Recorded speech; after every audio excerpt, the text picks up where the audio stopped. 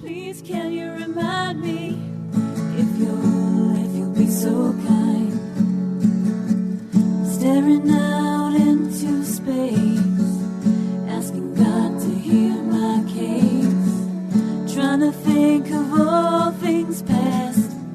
How long will my memory last? The purple angel, purple angel, purple angel, you're next to me. Welcome everyone to Alzheimer Speaks Radio. I'm your host, Lori LeBay, the founder of Alzheimer Speaks. And I basically got into this space because my mom had dementia for 30 years, and I thought it was just critical to help people find resources and connect them to information, products, and tools that are out there that I felt were kind of locked behind closed doors. And so here we just like to have an open conversation. Today our topic is really just going to be what I call open mic. So we have no format. And we're going to kind of go with a free flow form. But before I introduce you to our guest today, I always know that we get new listeners to Alzheimer Speaks. So I want to just share a little bit about who we are and what we do and why we do it first. Bottom line, Alzheimer Speaks, again, was created due to my mom's journey.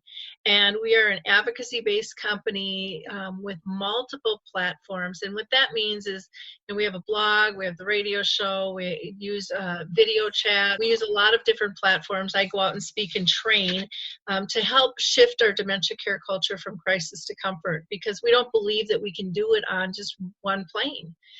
We don't think that one voice can cut through it all either or have all the knowledge. And so we believe it's important to share knowledge and just have everyday comfortable conversations where we can respectfully agree to disagree with one another in order to move the bar a little bit higher when it comes to dementia care. And we also know that collaboration is really the only way we're going to win this battle.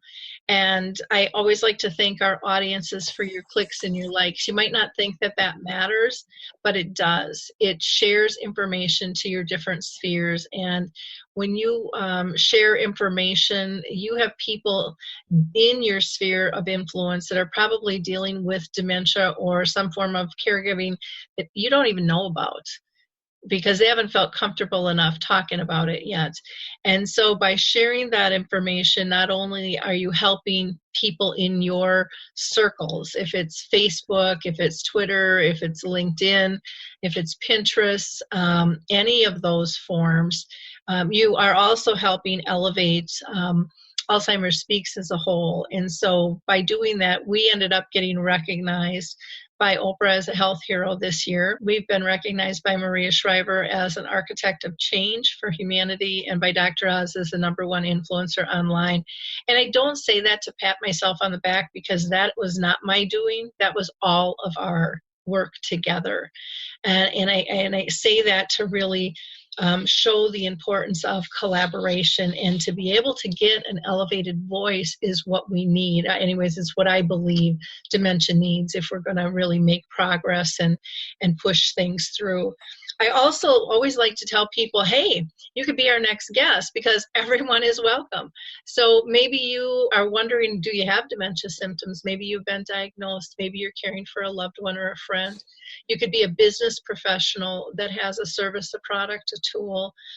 We've had everything on here from authors and movie directors and singers and songwriters to Harvard research, to people who have biked across the country. Everyone is welcome. Everyone can use their talents to better this movement and to raise awareness to the cause. And we encourage raising others' voices, because it inspires other people to step up into their skill sets, into their passions, and feel a little bit more comfortable to become part of the community.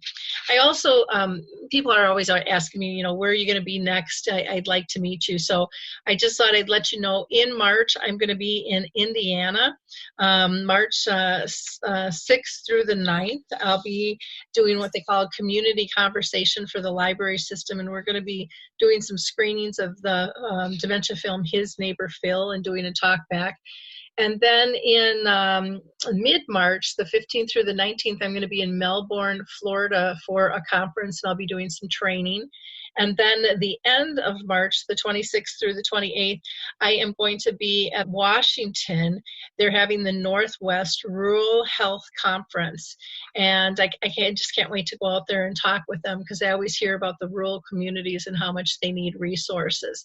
So you can get more information about all of those on my homepage there.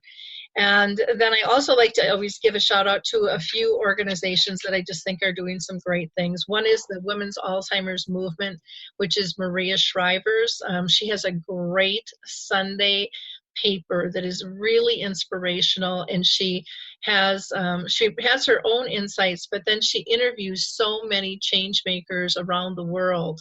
And she shares those in both written and video format. And I just every Sunday morning, I just love popping that open, because it's really inspiring people working in their passion. There's also an organization called the Call Alert Center, which when you're dealing with dementia, sometimes people worry about wandering. Both people that are diagnosed and their care partners worry, am I going to wander, and what's going to happen if something like that happens? And the Call Alert Center helps you establish your criteria ahead of time in your kind of an information notice.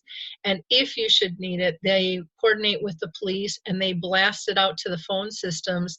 And then they have basically a PDF that you can blast out to social media and have a circle of friends to help you push that out, to help find somebody, because they really say that eyes and ears are one of the primary detectors if someone has gone missing. And they also work with anything from your pets to your grandchildren to if you travel abroad. Their notices will even change languages and stuff. So it's a pretty cool system. It's very economical. And then the Alzheimer's Research and Prevention Center, I just love them because they take a holistic approach to prevention and living with the disease, and they've done some neat things. So let me go ahead and I'm going to just briefly introduce our guests here, and I want them to go ahead and introduce themselves in more detail. So my co-host today is from overseas, and I'm going to crucify his name, so I'm just going to say that up front because I've tried 12 times till Sunday, and I still can't do it right. So I will say his name, and then he will tell you the correct way to say it. So Geert Bettinger is an author, and he has written this book here, Moving On by Standing Still. And we did an interview a while back that was just very enlightening. So you can go back in the archives and find more information out about that. But Geert, why don't you go ahead and tell people a little bit more about yourself and what you do and why you do it. Yes, thank you, Laurie, for having me on your show again. More and more it feels coming home, really. I got every time new friends like Harry. I know Harry, and I hope to meet you more often. So thank you. My English is not so good. Excuse me for that. I'm from the Netherlands, but I can't think you can speak Dutch. No? Maybe you can no Dutch. No? No Dutch. No, okay. No Dutch today. I'm 66 years old. And I'm married. I never told you, I think. I'm married. Three sons, 3 daughters-in-law, and 4 grandchildren. So I'm very proud man to be in this situation. In the past, I was a nurse. After that, I was a social worker. I was a teacher. I was a therapist. I did always the things I really liked to do. And as you told, I wrote a book, and the book, I think you read something about from my book, and it's just to look people in a different way to so-called problem behavior. That is my passion, because I hate the word problem behavior. I think the only persons who show problem behavior are the nurses and social workers. They show problem behavior. I think your behavior is always correct. We have to understand what is going on. So that's my passion. That is my passion. And since I wrote this book, my world is completely changed. I wrote it in the Netherlands. I published in the Netherlands and Belgium. Now since 3 months in English. And now I am invited to go to China next month for 2.5 weeks to help in the nursery homes, to look at behavior.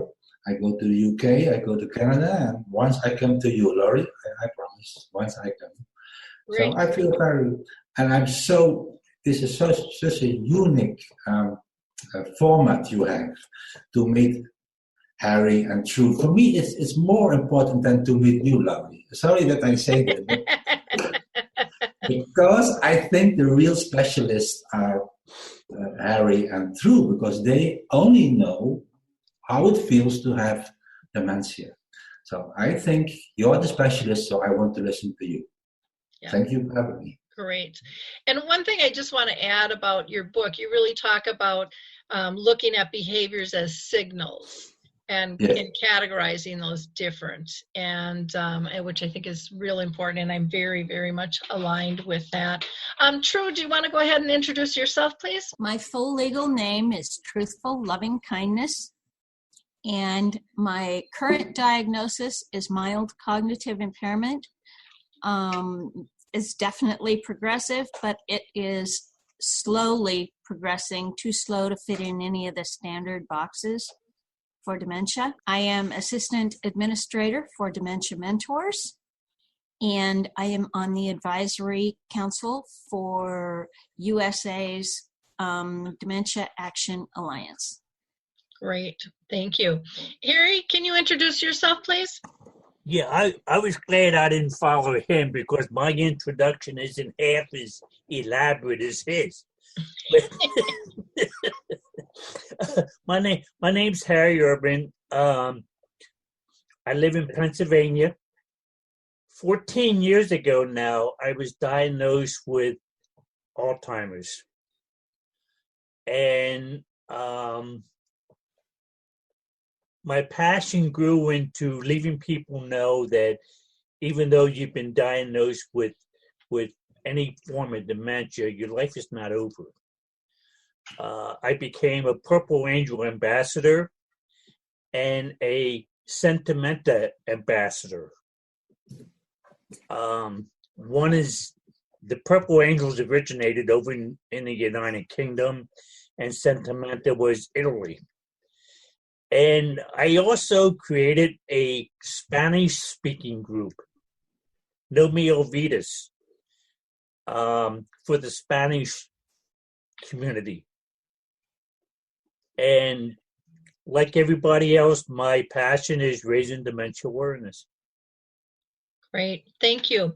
I think to start out today, I'm going to start with True, because True, you had mentioned when we were offline, this is the first time you can participate in the radio show because we're doing it on a video platform. So I think it would be interesting for people to know why that is. Well, you know, everybody's Swiss cheese holes are different with dementia. And I like to call it Swiss cheese because Swiss cheese tastes really good. If you don't focus on the holes, you focus on the cheese that's there. Everybody has different cheese that is still intact. My visual processing is still very intact. My audio processing is practically empty. If I cannot see your lips, I have no idea what you're saying. It's just a bunch of noise. So it's exciting that you can participate when we do these recordings now. Yes, it is. Yeah. So, and we then have the ability to push it out just as audio, which no one will know that you're looking at lip, or I can put that out in the video package and or both. So yeah, it's a nice way to be able to do it. I found some people are still a little nervous with what the whole video thing is and how it works. So for me, it works good to have both sides there. So thanks for sharing that, because I think that that's something that people don't always understand when they're communicating. And this really goes with people at large. I mean, it's not just somebody with dementia. Everybody hears and sees things a little bit different, but we all assume everybody sees everything just the way we see it.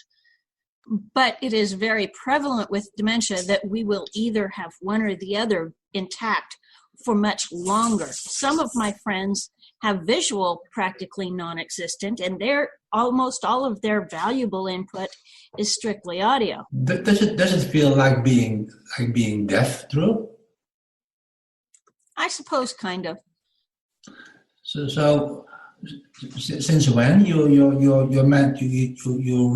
realize your ears were not so good?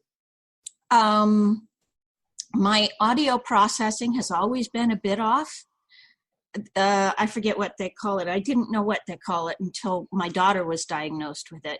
But the sound, just like most of my family has dyslexia. Okay, yes. And yes. one of the neurologists calls it audio dyslexia. The sounds scramble. And that has always been there. But now it's much, much, much worse. So, how often you have to say, please look at me? Oh, plenty of times. In Yes. fact, I think I dropped 2 neurologists because they would not talk slowly enough and talk to me directly. And there's no sense in having a doctor that you can't communicate with. Yeah. No. Well, and good for you for being brave enough to make the switch, to know what your needs are. You know, a lot of people still put the doctor up on the pedestal, and, you know, none of us should be on a pedestal, you know, as far as I'm concerned. And to really, you know what your needs are and go, okay, there's got to be somebody else out there that'll work with this. You know, I'm not the only one. And this is just you know, when it comes to communication, it's just downright, it's being respectful. You know, to ask somebody to look at you when they're talking to you. I mean, if you're talking to a group of 1,000 people, granted, it's hard to make eye contact with everybody, but you know, in those situations, that only makes sense. Yes, I was a teacher for some years for deaf children. So I worked with deaf children. Okay. So I had to concentrate constantly on the child I was talking to. That's why now I'm more in the front now. Mm-hmm. Can you follow me now, Drew? No. Okay. Here. Harry, no. Harry's blind.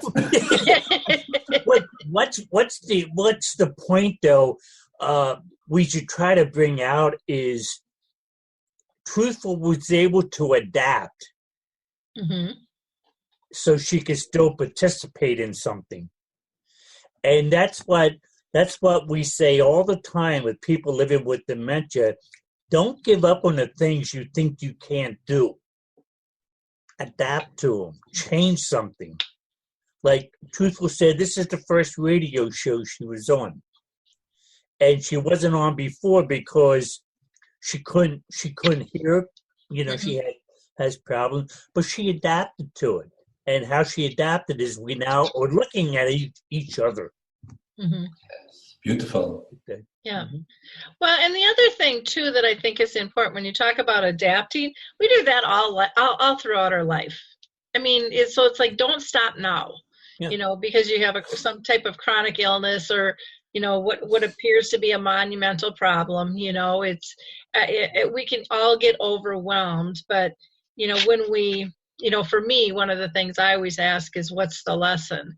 Because if I'm up against a wall, there must be something that I need to learn, something that I'm not seeing to make sense. And then when I ask that question, and I'll ask it, you know, to myself, to my higher power, you know, when I'm really frustrated, and you know, what's the lesson? What's the lesson? What I find is it makes my mind consciously look for the answer instead of focusing on the problem. Now I'm focusing on finding the answer. And we only will find typically what we're looking for. And so, again, life is just a series of adaptions, you know, and different stages of life. True, you had a comment?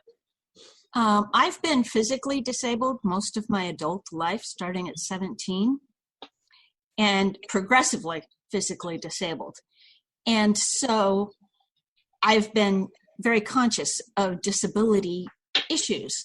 And I truly think most everyone is disabled. It's just identifying that so that you can find what workarounds can work. Otherwise, you're living without what you could be doing.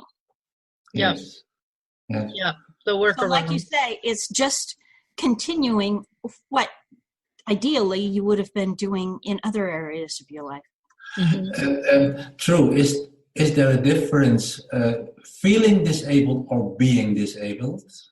For you, is that a difference? I don't know. I do feel disabled, but I don't feel that it ends my life or really ends very many things at all. It just means I need to find coping mechanisms and strategy.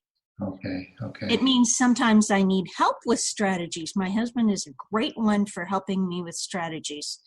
And I designed and did all the blueprints for this house. And of course, that was before my dementia progressed very much. But I did it in such a way that it is very, very disabled friendly. Even if I end up in a wheelchair, I can go anywhere in the house, and on the porch, we've got a wraparound porch that is completely enclosed in windows. We have very little wall space, actually, anywhere in this house. It's hard finding a place to put a picture. Is it more outside? Is it more outside you feel disabled? No, but because of the disability awareness, it made it so that I built the house so that being disabled made no difference. Okay. Yes. Yeah. Understand. Yes. When you asked the question about, do you feel what did you say? Feel disabled or are disabled? And to me, when I, and I don't have a specific disability that would be labeled as such, so I can give you a whole sheet of where I'm not so good. To me, when I feel, and I'll call it not enough, because that's when I think we feel disabled. It's more of on an emotional level of not fitting in versus an acceptance of maybe something that's your physical body or physical presence. I don't know. Does that make any sense? To me, I see it like an emotional and then a physical difference. I can feel more disability when my environment doesn't understand me. My environment is also important for me, how I feel. Yep. So when they accept my disability, it's more easy for me. I feel less disabled. That's what I mean. Okay. I think feeling the disability is important in the grief of loss of abilities that every one of us has to deal with through life, and accepting that grief and moving on is very important. The first thing you told through is my husband.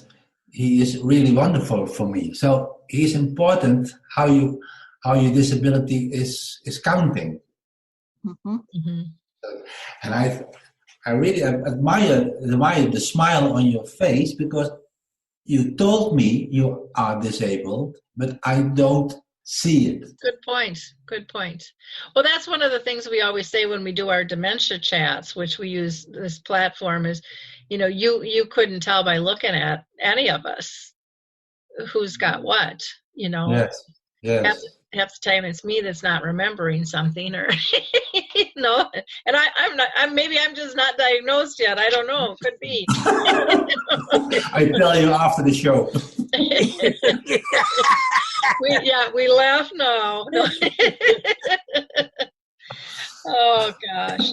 Harry, anything you want to add on the disability factor? Yeah, I don't see myself as having any disabilities at all. I see other people not being able to understand my limits. Yes. That's how I view it. I don't see it as a lack of anything I cannot do, because I am doing as much as I can do. So Okay. I'm not handicapped in any way. Either not in the. Is the environment for you important, Harry? And I mean the environment, the people around you. If you're asking me if I care what somebody thinks of me or something like that, my answer is no. More feeling comfortable or not. I feel very comfortable with myself. That's why I am able to speak out on my dementia. I am able to tell people my inner secrets, my fears, because I am comfortable with myself. Okay. And I don't have to explain it. By the way, Harry does a great blog. He was my inspiration for starting my blog. Yeah. Oh, we'll get it back down by the end of the show. We'll put you back in your box, Harry. Yeah, Harry does write, and so do you, True. Just some great, I don't want to call them stories, but you're just so heartfelt, over what's going on, and you're so honest. And we don't have enough of that information out there of what it's really like, what it feels like, and it's very important. So thank you both for doing that. I learned from the best. Oh, there it goes again. Yeah. Everybody needs the attaboy once in Oh, a while. yeah. No, Harry. I'll pay you later. Now, Harry, with you started the Forget-Me-Nots, and you've just kind of expanded and exploded. And tell people a little bit more about Forget-Me-Nots, and then Sentimenta, and all the things that you're doing. When I started up Forget-Me-Not, I wanted to have a group that everything is in real time. Okay, it's not like a bulletin board where you post a question and several hours later somebody gives you a reply.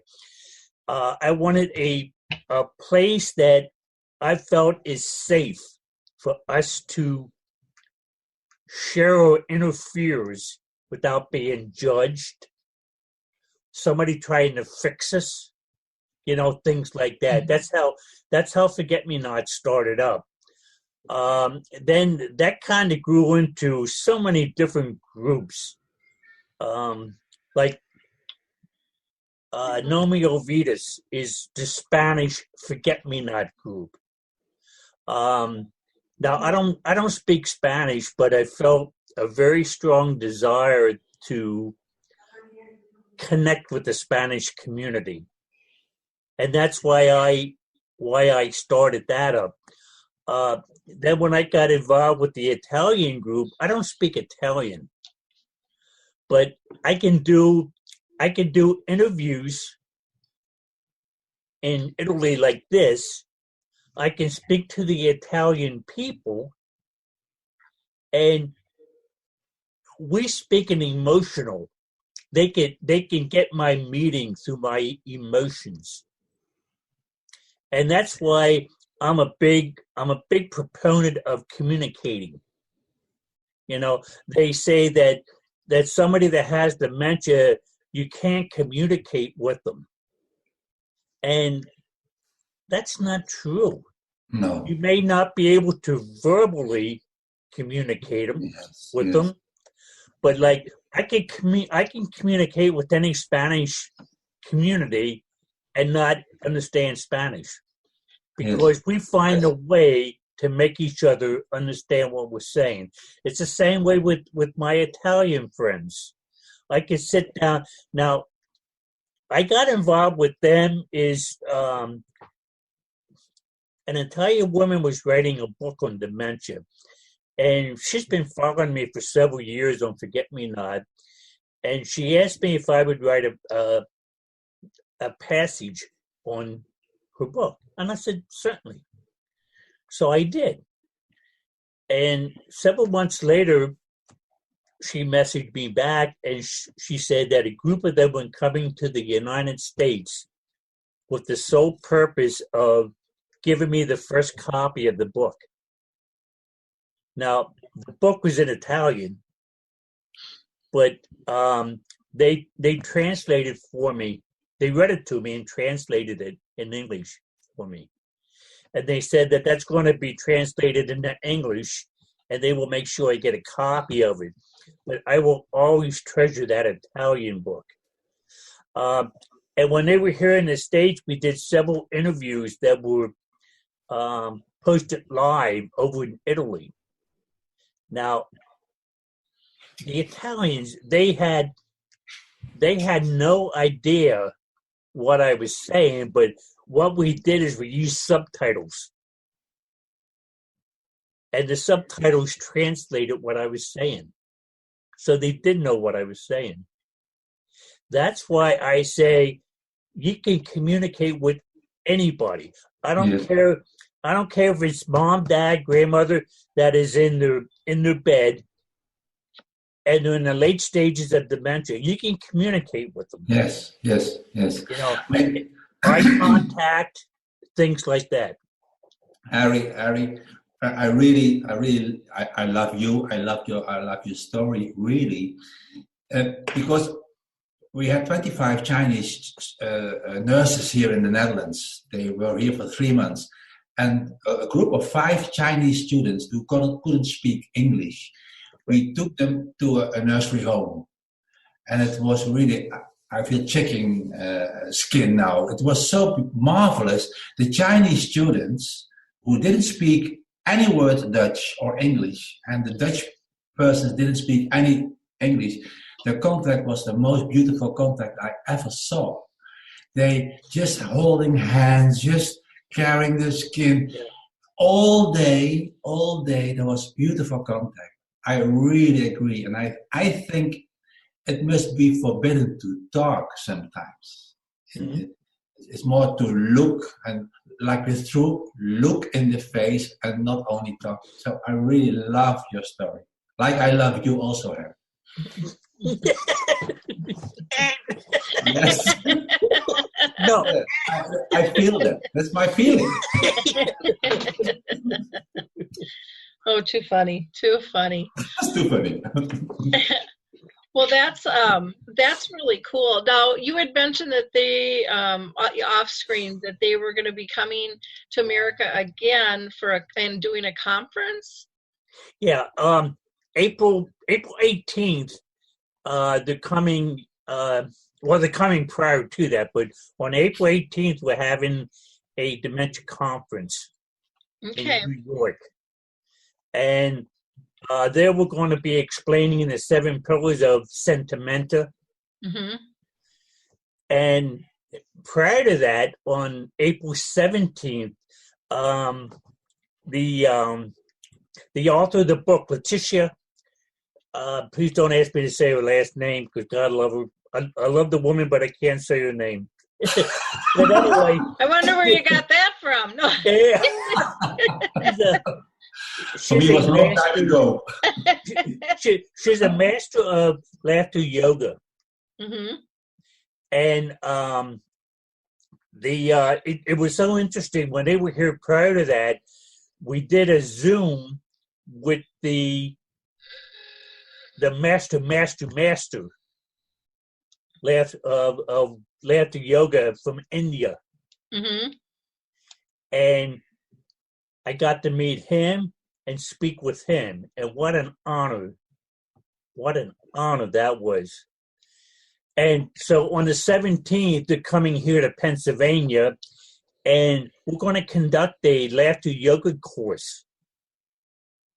And I set up a conference room at a health campus here in Lancaster, and I'm inviting all my Memory Cafe members and all the medical people to come and experience the medication of laughter. Cool. That's cool. Now on the 18th, are they coordinating that conference, or did they get pulled into another conference? No. It's ours. Okay. Okay. I will send you the press release that we have, and now it's only like a 1-day conference, but it's broken up that we speak. Like I speak like for an hour and a half, and Letitia speaks, and there's a neurologist from New York hospital up there. She's going to speak. Cool. And it's we call it Sentimenta Day. Sentimenta Day USA. Okay. And that's bringing the Sentimenta ideas here to the state. Okay. And as an example, one of the pillars is there's life after your diagnosis. Now, how many years have I been speaking that? Yep.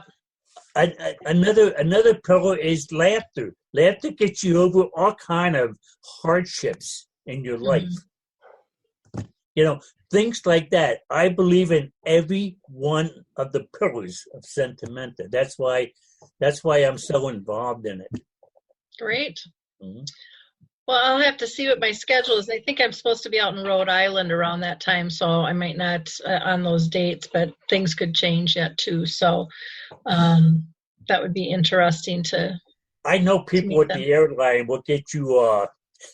We'll get you transferred into New York. Well, that'd be good. Now, Harry, one of the things you said was laughter is medicine, and I know, Geert, you wanted to talk about medicine, and so it's kind of a nice roll in there. So why don't we talk a little bit about that? I can't believe how fast our time is flying here. Yes. May I ask one question before to True? Sure.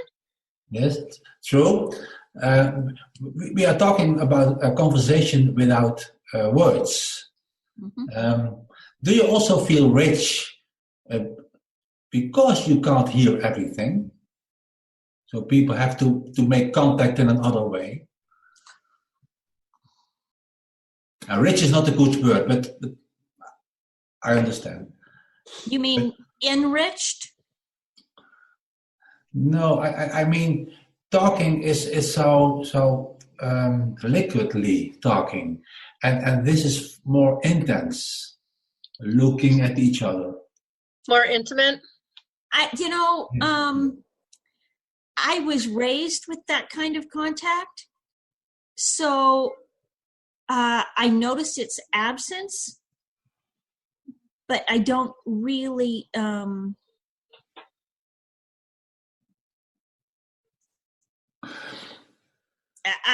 I guess maybe I'm not getting your question. Yeah, because I do ask you this because, as I told you, I worked with deaf children, and I really loved the context because it's a complete different world, being in contact without words. So I had to do more efforts. So I had to do more look inside. And more body language? Yes. So I have to be more myself. So for me, it was a very special contact. That's my question. What I found out is the hearing problem we have has to do with the higher frequency of sounds. Okay, so when we can't hear somebody and we say, I can't hear you, they have a tendency to speak louder, but they're only in the same frequency, and that doesn't do any good. What I tell them to do is speak deeper. Change the frequency of your voice, and you will be surprised if you do that, people can understand you.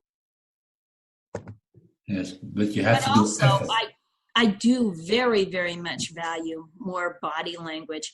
I find that a lot of people feel awkward with it they feel that they are being overly dramatic, or that I am being overly dramatic, and they want to put me in a box because of it, and kind of devalue what I have to say because I must be after the drama of things, but I'm after communication. And, that's their issue. Mm-hmm. Okay. But I think you are a personality, and you. That's what I feel. But not everybody is so strong to say it is your problem. You're right. I also love you, True. Oh, there it goes. I told you I learn a lot from you. Why else do we get together every Friday for dinner, right? On Zoom, we're together. I eat dinner with him. On Zoom. Yeah, now she lives out in California on the West Coast, and I live in Pennsylvania on the East Coast of the United States. But we eat together. So, Geert, do you want to talk a little bit about medicines then? And yes, it's a hot item in the Netherlands, more and more, and also all over the world. I have much contact by LinkedIn and by Skype, mm-hmm. and more we see medicines is a hot item to talk about, Mm-hmm. because problem behavior will always be. They give them medicines to calm down. They give them sleeping pills, whatever. And more and more in the Netherlands, there are some nursery homes where there are no medicines at all. So, what is your opinion about giving medicines and problem behavior? I would like to talk about. True. Do you have any opinions on that? Yeah, it's a hot item here too. In fact, the Eden alternative. Are you familiar with that, Harry? Yes. Okay. Yeah, it's practically their top thing, I think. And I totally agree. It's way over-administered, wrongly administered, especially when it comes to Lewy body symptoms. Yes. It's just disaster. And Harry, what is your opinion? I believe in a holistic approach to medicine. I don't know if you're aware of that. The holistic is holistic. Yes. Yes. It's non-medical treatment of symptoms. Okay, now what happens here in the States, if you have like anxiety, they give you a pill, and the side effects of the pill causes more problems than it cures. Yes. But with the holistic approach, what they do is if somebody is agitated, they look into why is that person agitated, and they treat that symptom. They don't treat this generic side of it. And I'm a strong believer in that. And I believe more and more people will go on that route. Now, not that I'm saying stop your medication. That's not what I'm saying. No. I'm not saying that at all. But I'm saying that don't jump to taking something. Find out what the problem is. Yes. I always say there is always a reason why we do the things we do. Yes. Okay, there's always a reason. Now, if you do a little bit of detective work and find out what that is, you could treat it without medication. Yes. Me too. I'm not against medicines. Of course not. No. Yeah. But yeah. Of course not. Yeah. But just giving medicines because of the behavior without any search, without doing any really look at the person, And mostly we give medicines because the nurses are too tired to hear the screaming from the people. But also the screaming is a signal. So when you stop listening, the screaming doesn't stop, so the problems don't stop. And that is the change we see more. Like a good example is like if I have high cholesterol, the normal thing is you take some kind of cholesterol medicine. Yes. To lower your cholesterol. But what I say to my doctor is what's my alternatives? What can I do to reduce? Yes. And I find out the way I eat, exercise, and things like that will bring down my cholesterol probably better than that pill does. Yes.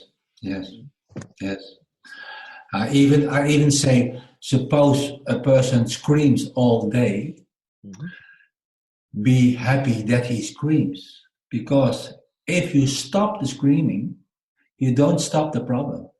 Great. So that's my view. So be happy he's screaming. There are also persons who don't give any signal anymore. They're just laying in bed and don't say anything.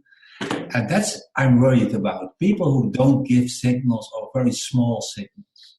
So we have to look after also the people who don't give signals. We call them the very nice patients. But I'm a bit worried about persons who are really quiet, because also they have problems, of course. So be happy they scream. Don't stop screaming. Yeah, I think that's a good point. And I think more people are starting to look at the holistic approach too, because we've had so many drug failures. We haven't had much progression in this area. And so I'm glad to see some of the social support that is being researched now and valued, where before it was kind of just blown over. And now that's being looked at, I think, more seriously, which is nice to see. If it's support groups and interactions, or if it's, exercise and engagement or diet. I mean, all those things that can be incorporated are I think, being looked at a little closer. We still need a lot more money to do a lot better job. And again, I don't think there's one person here who wouldn't want a cure. But in the meantime, we need to feel like we're making progress. Yes. And I love, one of the things I love with my job is I get to see the creativity around the world and how different people are approaching it. And to me, that just, kind of sparks my fire inside and wants me to spread that, because I think when people hear what others are doing, it makes it easier for them to step into that space and try it, and get off the big thing about the fear of failure. And I think when people have been touched by this disease, either personally diagnosed or a loved one, or working in the industry, they see the need that we must try. We can't worry about failure. We have to, failure is just a tool to success. Yes. We have to reframe that. Yes. And to me, like with Harry, what you're doing, with language isn't a barrier. It's like, get out of my way. That's a perceived barrier. And many of the barriers out there, or the disabilities, or whatever you want to call them, are all wrapped up in our perceptions, and we have a choice of how we're going to live with them. And some are easier than others, don't get me wrong. Some of them have significant barriers out there by our community, but staying silent isn't going to change those. We have to have the conversation. True. Another thing in my mind, in the aspect of medication, comes back to your staying silent, or your patient that has quit giving any problem behaviors. Some people, like me, actually, I have a tendency to like to stay in my corner. I do a lot of watching, but verbal actually is not my top priority. But give me a pen or some pencils and some drawing paper or something to make music with, then I have a voice. And I think that is way undervalued normally as means of communication and as means of alternative for medication. Yeah. Yes, I agree. Yes. Yeah. Well, those things can all bring inner peace, and inner peace is like the best medication there is. Yeah. And I can't handle much sound. I have always been very, very much on music and such, but I can't handle two different kinds of instruments. I can't handle voice and instruments. I can't remember music pieces to play on an instrument, but I have a drum, a small drum. They call it a happy drum that has tongues cut in it for notes that makes very mellow sound, and it's a pentatonic instrument. We Googled pentatonic instruments for instruments that you can't clash. And I started out with a pentatonic. I took a harp, a little lap harp, and I took off the B and F strings, which created a pentatonic instrument. No matter what I hit, it didn't clash. But now I can't tune it anymore. So now my husband got me this happy drum. And having a pentatonic instrument that you don't have to remember any consecutive notes to play a song, you just play. Hit that one and, that one looks good, and I'll do this one, and I'll do that one, and I'll do that, and I'll do that one twice. And it ends up a very positive thing and a means of communication and kind of a meditation. Neat. That's very neat. Anything anyone wants to add on medications? Okay. This is such a beautiful way of talking with each other.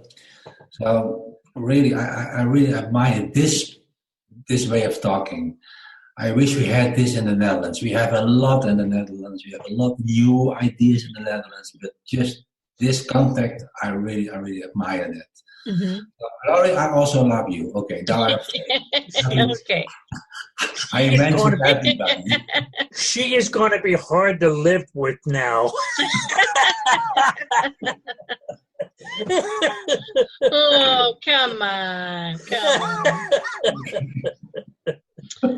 Well, as usual, this has been a great conversation, and hopefully people have gotten some insights on it. I want to do an open mic probably once a month and just invite people, to partake in it. Again, I really appreciate everybody taking the time to be with us. Changing times are all around, walking, stumbling, falling down, looking skyward from the ground. These are changing times, straining, listening to every sound. In the midst of the night, shadows abound, memories and people gone by. Adults laugh, but children cry.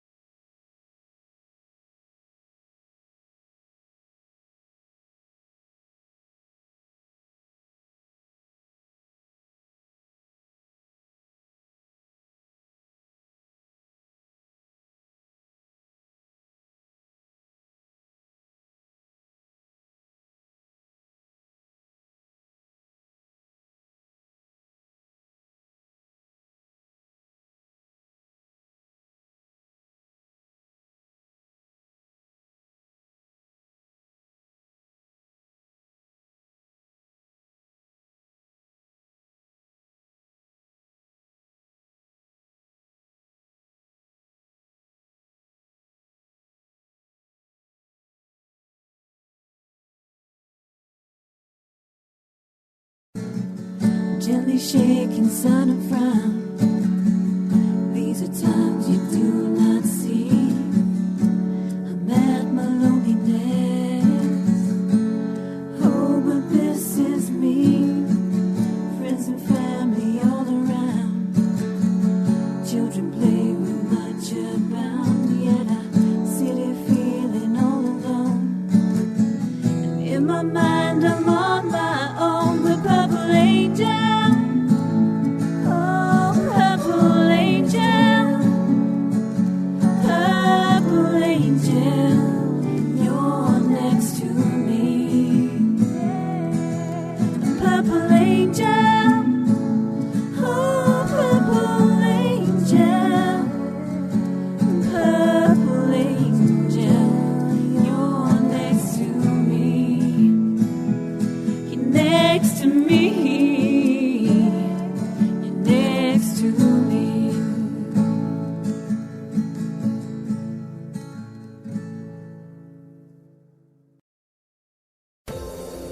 Hi, everyone. This is Meredith from the Senior Fitness with Meredith podcast, where I discuss all things for seniors. From fitness, your health and wellness journeys, how to be all over strong and beyond.